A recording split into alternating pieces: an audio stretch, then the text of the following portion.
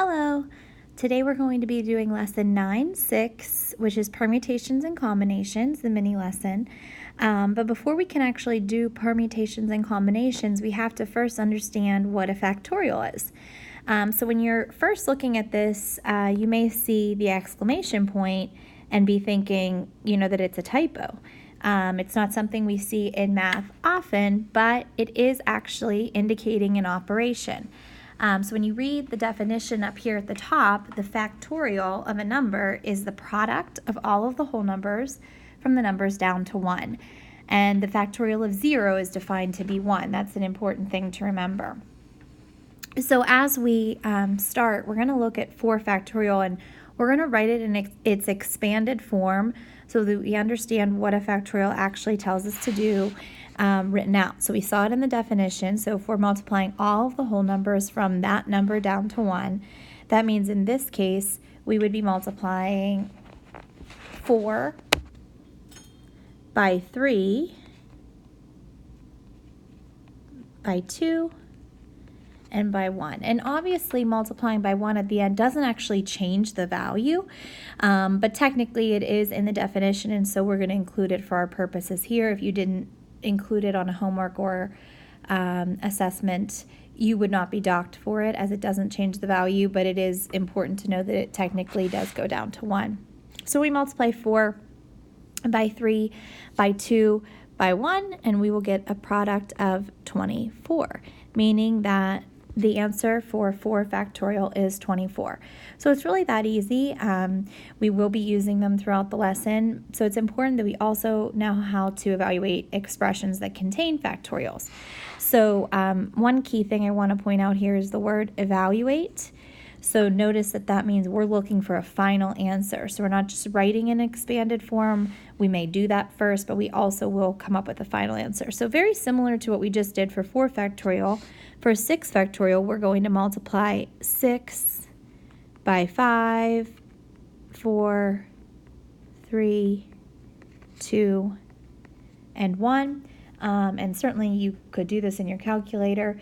When you multiply and find the product, it's going to be 720. Technically, if you started at 24 from up above, which was 4 factorial, you could then multiply it by 5 and then again by 6, and you would get the same answer. Now this next one's interesting because now we actually have an expression containing 2 different factorials, one in the numerator, one in the denominator. So we have 6 factorial over 3 factorial. For this case, I'm going to write it completely in expanded form, and then we'll talk about how we could maybe avoid that in the future. So if we were going to expand it, we'd have in the numerator the entire thing that I just wrote in example A, 6 times 5 times 4 times 3 times 2 times 1. And in the denominator, we just simply have 3 times 2 times 1. Something to kind of remind yourself of when you have something like this where you have repeated multiplication in both the numerator and denominator of a fraction. If any of the factors are duplicated in the numerator and denominator, they can actually be canceled. For example, up here, if you think back to when we might have had something like 4x over 4, we know that because 4 is both multiplied in the numerator and then divided in the denominator, it actually cancels out. Also, think of it as 4 divided by 4 is 1. So ultimately, we end up with just 1x or x up here. Likewise, down here, when I see that I have these repeat 1 over 1, that could be canceled. 2 over 2, that could be canceled. 3 over 3, that could be canceled, which actually means I'm left with just 1 in the denominator. And if I have 1 in the denominator, then I really don't even need to write this as a fraction. So my answer will just be the product of 6, 5, and 4, which ends up being 120. So you could actually do that at any time that you're dividing a factorial by another factorial, is cancel out the common factors, or you could write it in an even shorter version. So when I look at letter C, I have 9 factorial, and then I have 8 minus 2 in parentheses factorial. Now, this is something important to note. The factorial itself is an operation, and it indicates multiplication. So when we're thinking about PEMDAS, parentheses would still come first, So we're going to simplify anything here within the parentheses, but then the factorial would come next. So in this case, we'd have 9 factorial over 6 factorial once I've simplified in the parentheses. So it actually looks similar to letter B, so I could start to expand it. However, what I want to show you is if I start to expand it, 9 times 8 times 7 times 6, what you'll probably catch on to is if I already have a 6 factorial in the denominator, it actually is unnecessary to keep expanding the 6 times 5 times 4 times 3 and so on, because we know it's going to cancel with all of those same factors in the denominator. So instead, I'm actually going to write the factorial symbol because that means the same thing. That means times 5 times 4 times 3 and so on. So if I technically stop at 6 factorial there and I already have a 6 factorial in the denominator, then they will cancel. And so then I will be left with just the product of 9 times 8 times 7 with nothing in the denominator, or just a 1 in the denominator. And so we get an answer of 504. Now, when you see letter D, you might be thinking, oh, well, I could do a shortcut here too.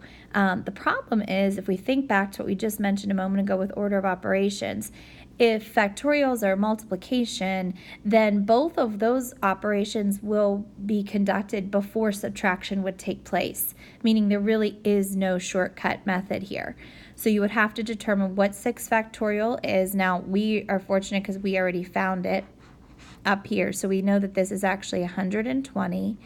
And 3 factorial would just be 3 times 2 times 1, which is 6. And so our answer will be the difference of 120 and 6, which is 114. So those are the basics to a factorial. One of, if not the most common way that a factorial is used is in the instances of permutations and combinations. So that's what we're going to look at next. So if you take a look here, we have the definition of a permutation and then an example along with the formula, and likewise for our combinations. We're going to try one of each on here today. So first, let's look at a permutation. So what I want you to understand most importantly is we're using permutations and combinations when we're trying to figure out how many groups of items there could possibly be. So a permutation is an arrangement of things in a certain order. Order is a very important word there because order only applies to a permutation. So if we were to change the order, we would get a different result. So when we think about our locks on our lockers, when we enter in the combination, if we have 3 numbers and we switched the order, that would be a whole different combination code. Not to confuse you, but that's actually a permutation. So I've always teased that maybe combination locks should actually be called permutation locks because the order in which you enter the numbers does impact if the lock will open or not, and it also changes the amount of possible ways to get into each individual lock. So permutation is when order matters. So the next thing I want to highlight is the formula. In this box here, it says the number of permutations of n things taken r at a time is npr equals n factorial over n minus r in parentheses factorial. That all sounds far more complicated than it actually is. First of all, I want to highlight the fact that this here is just a notation. So think about how when we find the probability of something, we might put the probability of landing on tails. And then we would write what it equals. That's similar to this, only the P stands for permutation. The N stands for the amount of things that you're choosing from, and R is how many you're actually choosing at that time. So all that this beginning part is indicating right here is how many, what you're actually choosing from, and that it's a permutation. The formula piece is all right here. the n factorial over n minus r factorial. And the good news is we just learned about factorial, so that part of it should not be hard. So let's go ahead and jump right into an example so you can see how we would actually calculate a permutation. So in example 2, it says, in the final swim meet of the year, 5 people swimming in the final heat of the butterfly. How many ways can first, second, and third place be determined? So what's important to note here is there are 5 total people. It's a race, so clearly the order matters. So if it did not indicate to us that this was a permutation, the fact that it's a race and that order is important would make this a permutation. So then we're concerned about who's going to medal. So maybe it's the Olympics or something else. So first, second, and third all will get a medal. So we want to know how many different ways this group of 5 swimmers could end up in first, second, and third, assuming they each had a chance at the beginning. So what we would do is define 5 as our n value. That's how many we're choosing from. That's how many racers there are. And then I put P for permutation. Now I'm only concerned about first, second, and third place. So I'm only concerned about 3 of the places. So it would be 5P3. Now because 5 is the n, and 3 is the r. Anywhere that I see an n in the formula, I'm going to put 5 in, so that's n factorial, so 5 factorial up top. And anywhere that I see an r, I'm going to put 3. So in the bottom, I have n minus r, so that would be 5 minus 3 factorial. So similar to how we did on the front, we can use a shortcut method here to simplify and then solve this. So we would have 5 factorial over 5 minus 3, which is 2 factorial. And now I can start to expand it. So 5 times 4 times 3, and then I'm going to stop at 2 factorial because that's already what I have in the denominator. The 2 factorials are going to cancel and become essentially 1. And so now my answer is just going to be 5 times 4 times 3, which is 60. So there are 60 different ways that those 5 swimmers could come in first, second, or third place. Next, we have a combination. Now, a combination is when the order doesn't matter, a selection of things that can be made in any order. Essentially, what that means is, for some reason, ordering a pizza has always seemed the clearest to me for this. So if I'm ordering a pizza and I call them and I say, I'd like ham, pineapple, and pepperoni, I'm going to get the same pizza as if I called in and said I want pepperoni, pineapple, and ham. So the order in which I said the ingredients or toppings doesn't change the result. That's a combination because the order isn't a separate, each one isn't counting as a separate possibility. So the formula for this one says that the number of combinations of n things taken r at a time. So it's very similar. Again, this part here is just the notation. So it's just how you're setting the problem up. The number of things you're choosing, and it's C for combination because the order doesn't matter, and then R things at a time.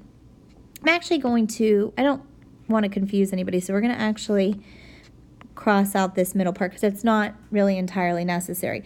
What we need is this last part here. So this is the actual formula, and it says, of course, n factorial over r factorial times n minus r factorial in parentheses. Notice that the factorial comes outside of the parentheses just like it did up above. That's important to note. So really, if you were to cover up just the r factorial in the bottom, it's the same formula as the permutation. So it just adds that r factorial in the denominator. And the reason being is it's getting rid of any of those repeat options in which the order or in which the order is swapped around. So let's try a problem with combination. So example 3, Nikki is making homemade trail mix with the same quantity of 6 different snacks. She has 10 snacks to choose from. How many different trail mixes can Nikki make? So assuming that you're going to get a different trail mix with whatever combination of ingredients that you choose, however, the order in which you list the ingredients or put them in doesn't change the final result. So we don't want to include those multiple times. So this is a combination. Order doesn't matter. So we know it's a combination. We can see here that she has 10 snacks to choose from, but she's only putting in 6 of them.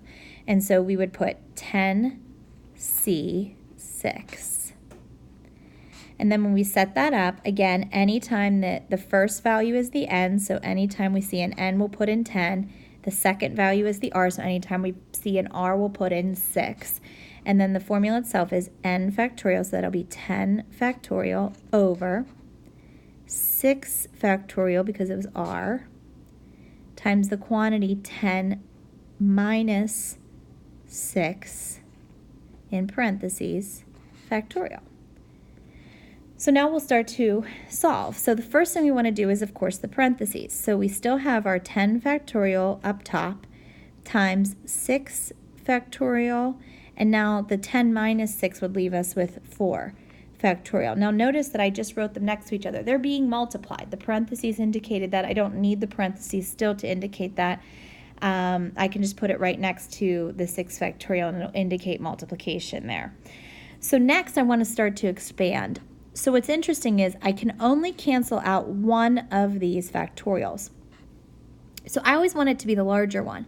So I'm going to go ahead and do 10 times 9 times 8 times 7 times 6. But I'm going to stop there and put in my factorial.